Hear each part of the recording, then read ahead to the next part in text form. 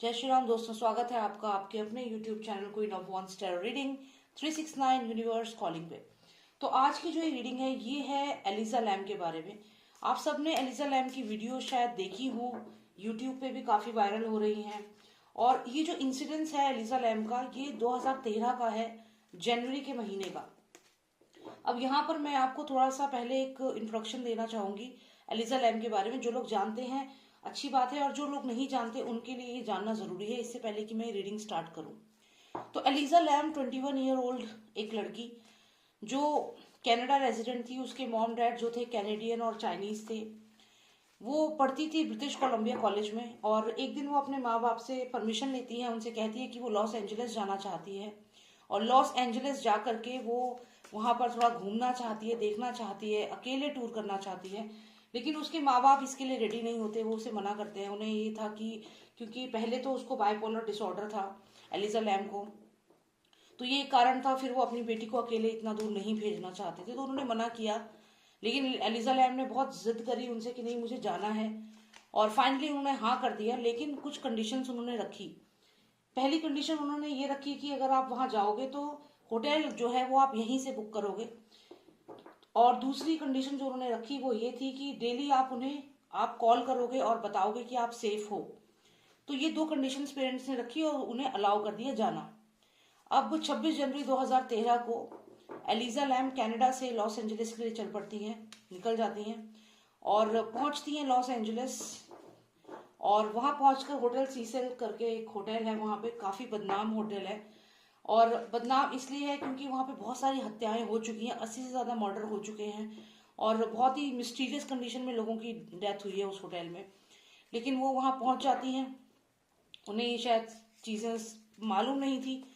अब वहां जाकर के जब वो होटल में चेक इन करती हैं तो उनको शेयरिंग रूम वो लेती हैं। और जब शेयरिंग रूम लेती हैं, क्योंकि ये सीसेल होटल जो है लॉस एंजलिस में, ये काफी चीप होटल है, सस्ता होटल है, ज्यादा चलता नहीं है, इसलिए उनके प्राइजेस बहुत कम हैं। तो शायद ऐसा कुछ सोच करके उस होटल को उन्होंने बुक किया था। अब उस होटल में जब वो जाती हैं तो वो एक शेयरिंग रूम लेती हैं। शेयरिंग रूम में जो और लड़कियां उनके साथ होती हैं वो कंप्लेन करती हैं उनके बारे में। वो कहती हैं कि वो अपने आप से बातें करती है और हमें बहुत अजीब सा लगता है, पता नहीं कुछ अजीब अजीब सी हरकतें करती है एलिजा लैम। तो वो मैनेजर से शिकायत करती हैं, और मैनेजर जो होटल का मैनेजर होता है वो उसका जो रूम होता है वो सिंगल रूम कर देते हैं, शिफ्ट कर देते हैं उसे सिंगल रूम में। अब 26 तारीख को एलिजा जो है वो अपने पेरेंट्स को फोन करती है, उन्हें बताती है कि वो पहुंच गई है। 27 को भी कॉल करती है, 28, 29 और 30 को भी कॉल करती है। लेकिन 31 जनवरी को, जिस दिन उन्हें चेकआउट करना था होटल से, उस दिन उनका कोई कॉल नहीं आता उनके पेरेंट्स को। 31 को उनका इवनिंग में चेकआउट था, और उससे पहले वो शॉपिंग करने जाती हैं, गिफ्ट शॉप में जाती हैं, वहां से बुक्स खरीदती हैं, म्यूजिक एल्बम खरीदती हैं अपने पेरेंट्स के लिए। उसके बाद होटल वापस आती हैं, लेकिन होटल आने के बाद अपने पेरेंट्स को ना तो कॉल करती हैं ना इन्फॉर्म करती हैं। तो उनके पेरेंट्स जो हैं वो डर जाते हैं, क्योंकि उनकी कुछ मेडिकल कंडीशन थी, बाइपोलर डिसऑर्डर की कंडीशन थी। तो पेरेंट्स डर जाते हैं कि कहीं कुछ बुरा तो नहीं हो गया, तो वो डर जाते हैं। और पेरेंट्स जो हैं वो होटल की मैनेजर को कॉल करते हैं, उनसे बोलते हैं कि उनकी बेटी का कोई कॉल नहीं आया। और जब वो अपने अपने बेटी को कॉल करते हैं एलिजा लैम को, तो उसका नंबर भी बंद आता है। तो इससे पेरेंट्स जो हैं वो और ज्यादा डर जाते हैं, परेशान हो जाते हैं। और उसके बाद वो मैनेजर को बोलते हैं कि प्लीज आप जो एलए में जो पुलिस है उनसे बोलिए, और वो इसको आगे चेक करें कि क्या हुआ है एलिजा लैम को। तो जब पेरेंट्स कहते हैं तो उसके बाद जो पुलिस को इन्फॉर्म किया जाता है, लॉस एंजलिस पुलिस को। पुलिस जब आती है तो वो जब सीसीटीवी फुटेज को चेक करती है तो वहां पे उन्हें एक वीडियो मिलती है, एक सीसीटीवी फुटेज मिलती है, जिसमें एलिजा लैम जो है वो लिफ्ट में होती हैं और अजीबोगरीब हरकतें कर रही है। लास्ट जो उन्हें देखा गया था वो लिफ्ट में देखा गया था, और उसमें वो लिफ्ट में अजीबोगरीब हरकतें करती हैं। कभी लिफ्ट से बाहर जाती हैं, लिफ्ट का दरवाजा खोलती हैं, फिर उसमें अंदर उनका जैसे कोई गला दबा रहा है ऐसा दिखता है उसमें वीडियो में। और फिर वो बाहर आती हैं और फिर अचानक से वहां से वो लेफ्ट साइड में चले जाती हैं। अब ये जो फुटेज थी, सीसीटीवी फुटेज, ये पुलिस को मिलती है। पुलिस इस सीसीटीवी फुटेज को शेयर करती है, वीडियो को शेयर करती है, ये सोच के कि शायद कहीं से इंफॉर्मेशन मिल जाए, पता चल जाए कि एलिजा लैम कहाँ है। तो सर्कुलेट कर देती है इस वीडियो को। लेकिन ये जो वीडियो थी वायरल हो जाती है, और लोग ये जानना चाहते हैं कि अजीबोगरीब जो हरकतें वो कर रही थी ये क्या हुआ और वो कहाँ है। तो ये केस बहुत ज्यादा पॉपुलर हो गया उस समय में भी, और आज भी ये केस बहुत ज्यादा मिस्टीरियस केसेस में आता है। अब उसके बाद क्या होता है कि एलिजा लैम 31 तारीख को गायब होती हैं।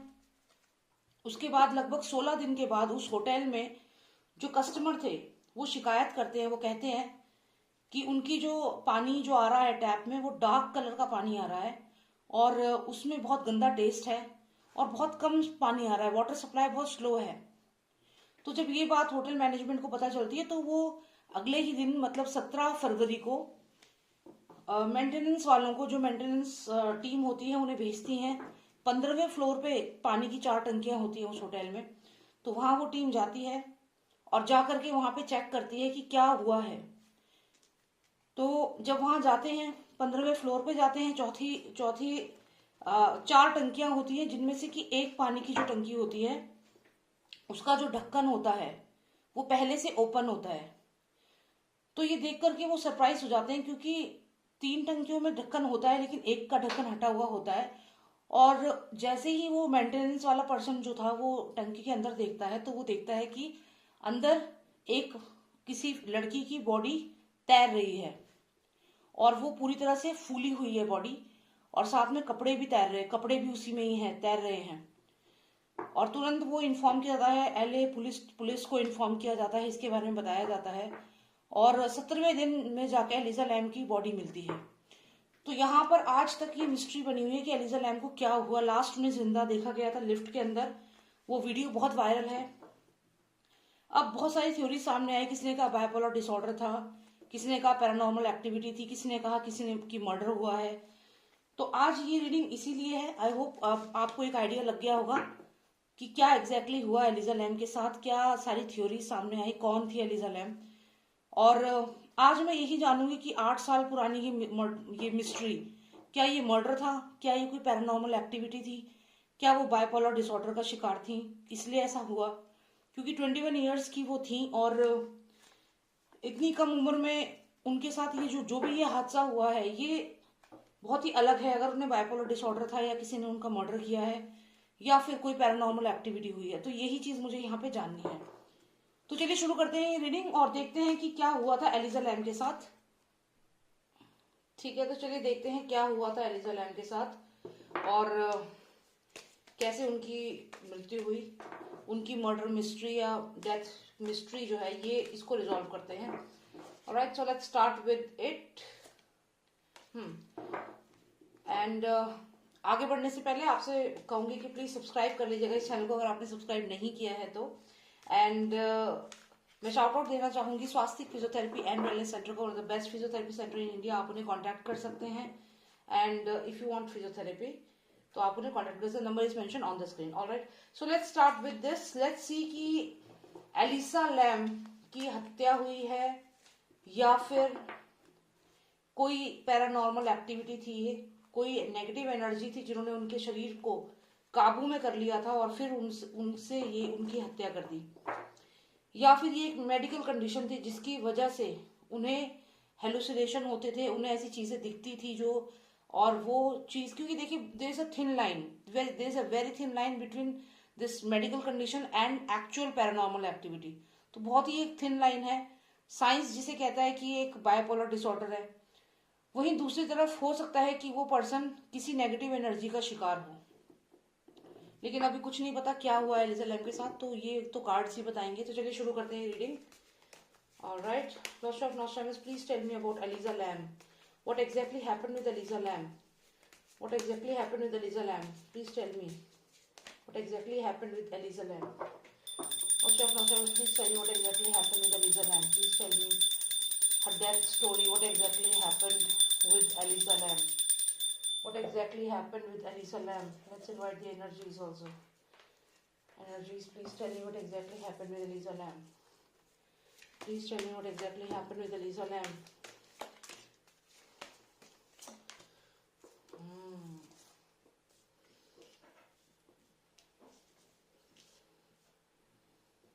इनजस्टिस हुआ है उसके साथ, इनजस्टिस हुआ है एलिजा लैम के साथ, धोखा हुआ है। Give me more clarity on this, please. What exactly happened? What is it? What is it? What is it? कोई डेफिनेटली उसको फॉलो कर रहा था. Somebody was spying on her. कोई उसको फॉलो कर रहा था. जब वो लॉस एंजलिस गई थी, वहीं उसने एक्चुअली बहुत सारी चीजें अपने फेस, अपना जो उस टाइम पे वो यूज करती थी अकाउंट, उससे बहुत सारी चीजें उसने शेयर की थी कि वो कब जा रही है लॉस एंजलिस. तो मुझे लगता है उसकी इन्फॉर्मेशन जो थी, स्टॉकर जो था इसके पास थी. कोई पर्सन था जो उसे लगातार स्टॉक कर रहा था, उस पर नजर रखी हुई थी इस पर्सन ने. और यहाँ पर देखिए, जैसे कि ये अपने पेरेंट्स से बात कर रही है. यहाँ पे एलिजा लैम है, वो अपने पेरेंट्स से बात कर रही है कि मुझे जाना है, मैं एलए जाना चाहती हूँ, वहां घूमना चाहती हूँ. और यहाँ पे ये जो पर्सन है, इसने ये बातें सुनी. उसके बाद इस पर्सन ने यहीं पे इसका पीछा नहीं छोड़ा. यहाँ इसके घर से इसकी बातें, जो भी इंफॉर्मेशन थी वो इसे मिली. फिर ये इसके साथ पहुंच गया. ये पेंटिकल्स है, ये अलग कार्ड है. यहाँ पहुंच जाता है, यहाँ पर भी उसको स्टॉक करता है. यहाँ पे क्या क्या बातें हो रही है ये भी स्टॉक करी. तो उस पर्सन को उसका मालूम था, उसके शायद घर से ही कनेक्टेड है, कहीं उसके जहां वो रहती थी वहां से ये पर्सन उसे स्टॉक कर रहा था. और स्टॉक करता करता उसकी बहुत सारी इन्फॉर्मेशन वो ले चुका था, आगे भी उसको लगातार स्टॉक कर रहा था. यहाँ तो यही चीज पता चल रही है. अभी फिर भी देखते हैं, क्योंकि बहुत सारी चीजें हैं अभी सामने आ सकती हैं. फिर यहाँ पे अगर हम देखें तो ऐसा लग रहा है कि कोई इनजस्टिस हुआ है उसके साथ. झूठी खबर फैलाई गई है उसके बारे में. अब जब मैं झूठी खबर कह रही हूं कि फेक न्यूज फैलाया गया है, तो इसका मतलब ये है कि जो होटल स्टाफ है, उस होटल स्टाफ ने उसके बारे में, उसके बायपोलर डिसऑर्डर का जो एक इशू बनाया है, वो जानबूझकर बनाया है. इनजस्टिस हुई है उसके साथ. इनजस्टिस डेफिनेटली यहाँ पे हुआ है. यहाँ पर अगर हम देखें तो वो थोड़ा डरती भी थी. यहाँ पे जो ये पर्सन है, ये इस नेगेटिव एनर्जी से डर रही है. तो यहाँ पे वो डरती भी थी. यानी कि जो बायपोलर डिसऑर्डर है, ये वाली बात तो है, वो डरती जरूर थी. कुछ लोग होते हैं ना जो बहुत डरते हैं, तो वो डरती जरूर थी. उसे कुछ ऐसी इमेजेस दिखती थी कि वो डरती थी. लेकिन ये उसकी मेडिकल कंडीशन जरूर है, पर कोई उसको स्टॉक कर रहा था. हम इस बात से भी डिनाई नहीं कर सकते कि there was somebody who was stalking her continuously. अब यहाँ पे एक चीज और थोड़ी अजीब सी है. स्टॉकिंग का पॉइंट ऑफ व्यू भी आ रहा है कि कोई उसको स्टॉक कर रहा था, कोई उस पर नजर रखे हुए था. यहाँ पर यह भी आ रहा है कि उसे बाइपोलर डिसऑर्डर था, वो डरती थी, शी वॉज टिमिड. यहाँ ये भी आ रहा है कि इनजस्टिस हुआ है उसके साथ. और सबसे हैरानी वाली बात है, यहाँ पे एक स्पिरिट भी दिख रही है, यानी कि पैरानॉर्मल एक्टिविटी भी यहाँ पे दिख रही है. तो कुल मिला के जो तीनों चीजें हैं, ये तीनों चीजें यहाँ पे दिख रही हैं. चलिए अभी देखते हैं और क्लैरिटी लेते हैं कि क्या रीजन रहा. Lord of Nostradamus, give me please clarity on her bipolar disorder first. Please give me clarity on bipolar disorder. Okay, तो जैसा कि मैंने कहा कि यहाँ पे तीन चीजें दिख रही हैं. एक तो कोई पर्सन स्टॉक कर रहा था. अब हमें ये तीन सेक्शंस में ही करना पड़ेगी रीडिंग. एक पैरानॉर्मल एक्टिविटी दिख रही है, और यहाँ पे दिख रहा है कि उसे बाइपोलर डिसऑर्डर था, वो डरती थी. ये तीन चीजें यहाँ दिख रही हैं. अब हम वन बाय वन इन तीनों चीजों के बारे में जानेंगे. कौन ज्यादा डोमिनेट है, क्या मेन रीजन था उनकी डेथ का. ओके, तो सबसे पहले मैं यहाँ पे बात करूंगी स्पिरिट की. पहले हम स्पिरिट की बात करेंगे, ठीक है. Alright, lost of Nostradamus, give me more clarity on the spirit card. Why am I seeing this person, somebody spirit. Give me clarity on this, please. Give me clarity on the spirit card. Why am I seeing the spirit? What is the connection? Is it a paranormal activity which has happened? Is it a paranormal activity? Is it a paranormal activity? Give me cards, please. Is it a paranormal activity? Is it a paranormal activity? Okay. Is it a paranormal activity? Two most significant cards, please. 1 and 2.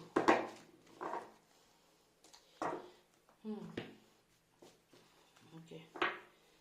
तो यहाँ पे हमें आया है conflict. फिर एक lady दिखी है, एक और लेडी दिखी है, दो लेडीज दिखी हैं जिनका आपस में कॉन्फ्लिक्ट चल रहा है. और यहाँ पे कोई डेड पर्सन है, कोई पर्सन, डेड पर्सन डेफिनेटली है. यहाँ पे किसी की डेथ हुई है. और यहाँ पे ये जो लड़की थी एलिजा लैम, इससे डेफिनेटली कोई एनर्जी, कोई फीमेल बात करती थी, कोई ना कोई फीमेल इससे लगातार बात करती थी। और जो भी वो फीमेल थी इससे लगातार टच में थी। डेफिनेटली कोई स्पिरिट है यहाँ पे, डेफिनेटली। ये अगर हम एलिजा लैम को भी समझे कि एलिजा लैम है, द लेडी कार्ड, तो ये देखिए ये स्पिरिट है जो एलिजा लैम से बात करती थी, किसी फीमेल की स्पिरिट है। और यही चीज मैं आपको बता रही हूँ, यहाँ पे लगातार एक और स्पिरिट हमें दिख रही है।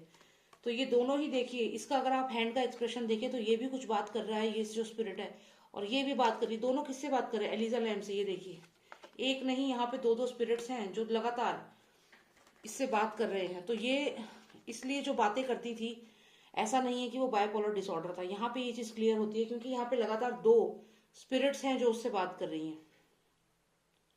एक स्पिरिट भी नहीं है, दो स्पिरिट है। ये देखिए यहाँ पे एक पर्सन है, इसका हैंड मूवमेंट देखिए, इसका हैंड मूवमेंट देखिए, और यहाँ बीच में एलिजा लैम है। तो ये दोनों के दोनों इससे बात करते थे, इसे लोग दिखते थे, इसे स्पिरिट्स दिखती थी, और यही इसकी प्रॉब्लम बन गई थी, जिसको मेडिकल टर्म में क्या कह दिया? Bipolar disorder. तो ये बायपोलर डिसऑर्डर क्या था? इल्यूजन, क्योंकि यहाँ पे मून कार्ड है, इल्यूजन था ये झूठ था। ये card is not strong enough as compare to the paranormal activity. तो यहाँ पे जो ये बोला गया कि उसको बायपोलर डिसऑर्डर है, बायपोलर डिसऑर्डर नहीं था। वो लड़की एक्चुअल में स्पिरिट्स को देखती थी, स्पिरिट्स उससे बातें करते थे, और यहाँ दो स्पिरिट्स हैं जो उससे लगातार बातें कर रहे हैं। इन दोनों स्पिरिट्स में ये जो फीमेल की स्पिरिट थी, ये उस पर बहुत ज्यादा हावी थी। ये स्पिरिट बहुत ज्यादा हावी थी क्योंकि दोनों ही 13 नंबर है, और ये स्पिरिट उस पर बहुत ज्यादा हावी थी।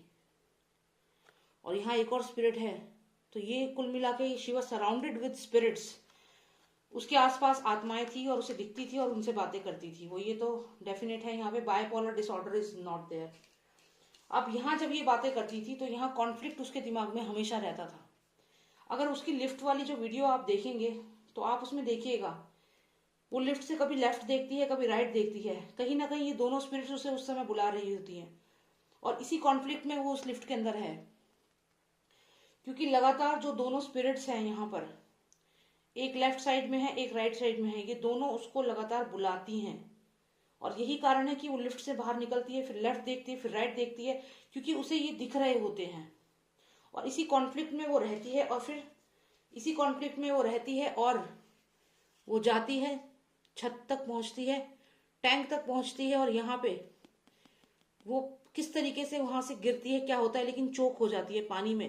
एक्सीडेंटल ड्राउनिंग है, जो भी है, ये स्पिरिट ने डेफिनेटली इसके ऊपर, मैंने कहा ये स्पिरिट बहुत स्ट्रांग थी उसके ऊपर। 13 नंबर है ये भी, और 13 नंबर है ये भी। तो ये स्पिरिट ने उसकी बॉडी पे कंट्रोल कर लिया, और उसके बाद जो है ये वो जो टैंक में मिली है उसकी बॉडी, उसने जंप मारा टैंक में। यहाँ देखिए एक मंकी आपको दिख रहा है जिसका गला ये क्रीचर दबा रहा है, और इसके अलावा एक पर्सन यहाँ है जिसका स्नेक का गला दबा रहा है।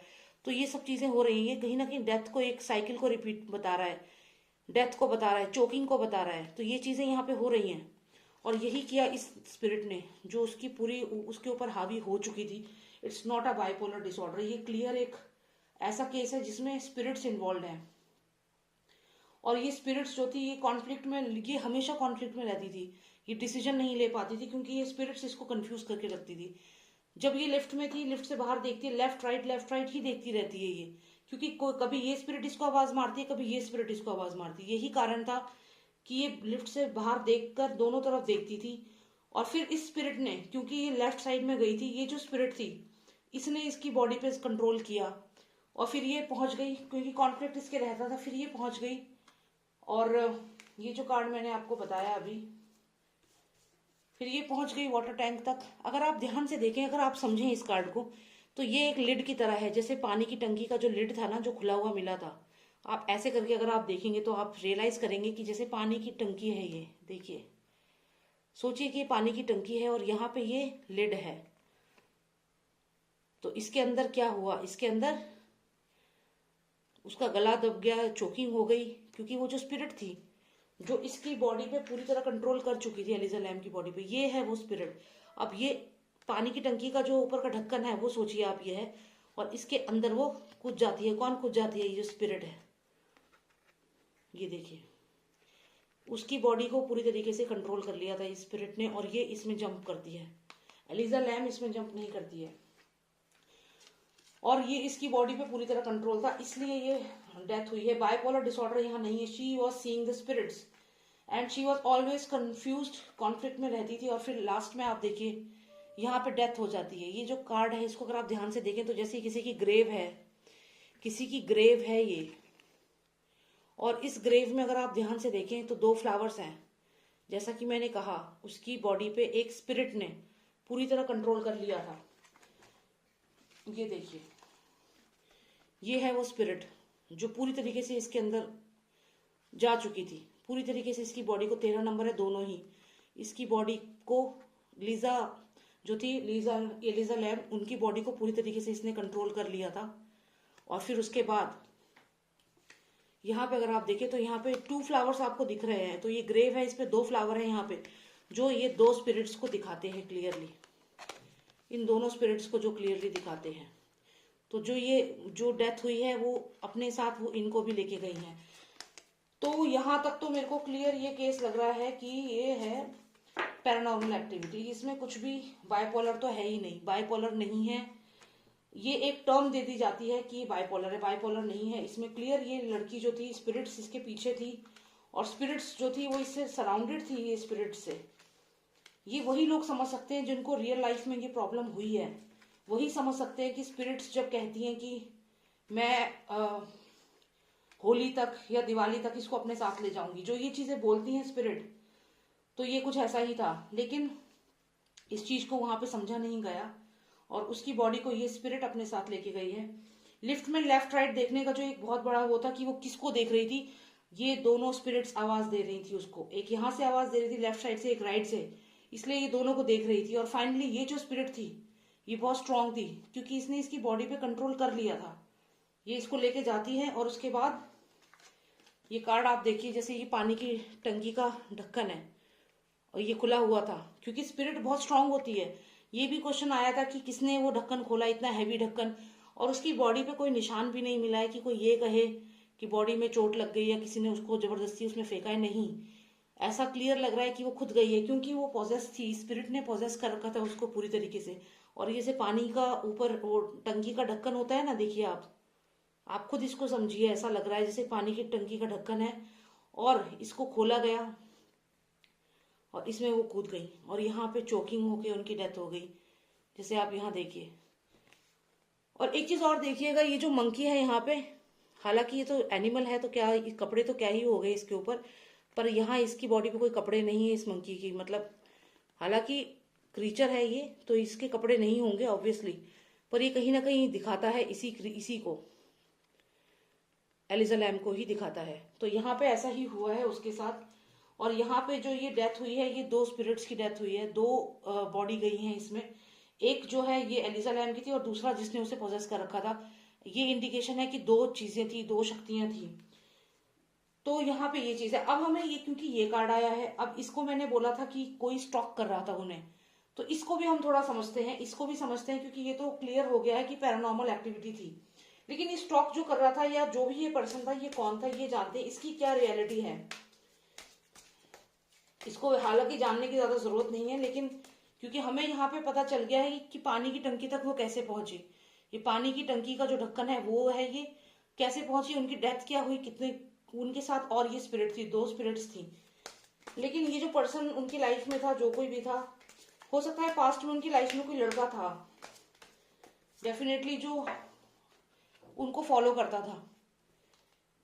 ये कोई पर्सन था उनकी लाइफ में जो उन्हें छोड़ के चला गया था और उन्हें फॉलो करता था, या फिर इनका हार्ट ब्रेक हुआ था डेफिनेटली, और इसीलिए ये जगह चेंज करना चाहती थी, अपनी लाइफ में आगे मूव ऑन करना चाहती थी। तो ऐसा लगता है कि इनकी लाइफ में कोई लड़का था, जो भी ये मैंने बताया आपको स्टॉक कर रहा था, या जो भी था ये पर्सन। तो बेसिकली ये पर्सन वो था जो इनकी लाइफ में इनको छोड़ के चला गया था। इनका कोई रिलेशनशिप होगा डेफिनेटली, और ये जो पर्सन था इन्हें छोड़ के चला गया। एंड यहाँ पे यही कारण था कि वो वहां से एले घूमने जाती हैं, थोड़ा सा अपना माइंड फ्रेश करती हैं, थोड़ा अपनी लाइफ को जीना चाहती हैं, और यहाँ पे अपनी लाइफ को अपने तरीके से जीना चाहती हैं, इसलिए निकल जाती हैं अपने घर से। तो ये बहुत ही सिंपल सा है, इसमें कुछ भी ऐसा नहीं है कि इसको हम डाउट करें, क्योंकि यहाँ कार्ड सारे पॉजिटिव आए हैं। ऐसे नहीं है कि कोई भी मर्डर का या डेथ का कुछ ऐसा कार्ड आया हो, तो यहाँ पे ऐसा नहीं है। वो उसका कोई रिलेशनशिप हो सकता है, एलिजा लैम का हो, एलिजा लैम का कोई रिलेशनशिप जिसमें वो लड़का छोड़ के चला गया हो, रिलेशनशिप खत्म हो गई हो, और यहाँ पे उसके बाद वो अपना ट्रैवल का प्लान बनाती हैं कि लाइफ जीनी है और ट्रैवल करना चाहती हैं, जैसे एकदम अच्छे मूड में कि मैं कहीं जाऊंगी घूमने। तो ये उनका सिंपल एक रीडिंग है। और बाइपोलर डिसऑर्डर भी क्या एंगल रूल आउट होता है, क्योंकि इस कार्ड के साथ हमें कुछ भी सिग्निफिकेंट नहीं मिला है, लेकिन हाँ हमें जो टंकी, पानी की टंकी तक कैसे पहुंची, लिफ्ट में लेफ्ट राइट क्यों देख रही थी, ये दिख रहा है यहाँ पे। और वो हमेशा कॉन्फ्लिक्ट में रहती थी, उसे समझ नहीं आता था उसे क्या करना है, ये यहाँ पे दिख रहा है। साथ में पानी की टंकी में जब वो गई हैं वो भी यहाँ पे दिख रहा है। तो डेफिनेटली शी वॉज पोजेस्ड। अब यहाँ पोजेस्ड में मैं क्यों कह रही हूँ, क्योंकि ये स्पिरिट है, ये क्लियर एक स्पिरिट है। और यहाँ पे ये स्पिरिट का होने का मतलब ही ये है कि ये दोनों जो है ये स्पिरिट ही हैं जो उससे बात कर रही हैं। आप दोनों के हाथों का मूवमेंट देखकर भी ये चीज बता सकते हैं, ये दोनों ही उससे बात कर रहे हैं। और ये जो 13 नंबर स्पिरिट है ये उसकी बॉडी में पूरी तरीके से हावी हो चुकी थी और उसकी बॉडी को कंट्रोल कर लिया था। देखिए भगवान है तो शैतान भी है, ये चीज आपको माननी होगी। और इसने इसकी बॉडी पे पूरी तरह कंट्रोल कर लिया और उसके बाद ये पानी की टंकी तक पहुंची और यहाँ पे लिड जो था वो खोला, क्योंकि ये पावरफुल होती हैं स्पिरिट्स। लिड खोला और ये इसके अंदर चली गई। अब ये तो यहाँ पे वो है जो मुझे रीडिंग आई है, और उम्मीद करती हूँ आपको पसंद आई होगी, क्योंकि मुझे यही जानना था। मैं काफी दिनों से सोच रही थी एलिजा लैम के ऊपर रीडिंग बनाने की, लेकिन समय नहीं हो पा रहा था, बट मैंने कहा कि आज मैं जरूर बनाऊंगी। And I hope you like the reading. और as per me, as per my cards, definitely it's a paranormal activity, एक पैरालौकिक शक्ति है जिसने उनकी जान यहाँ पर ली है। स्पिरिट्स इन्वॉल्व हैं। Bipolar disorder is nothing, not there, it's not a bipolar disorder. ये एक्चुअल में उसे स्पिरिट्स दिखती थी और स्पिरिट्स थी, ऐसा नहीं था स्पिरिट्स नहीं थी, स्पिरिट्स थी। Alright, so I hope you like the reading. Thank you so much for watching मी। अगर आपको पर्सनलाइज रीडिंग चाहिए आप मुझे व्हाट्सएप करें, नंबर है 9899000366। जय श्री राम, जय भारत।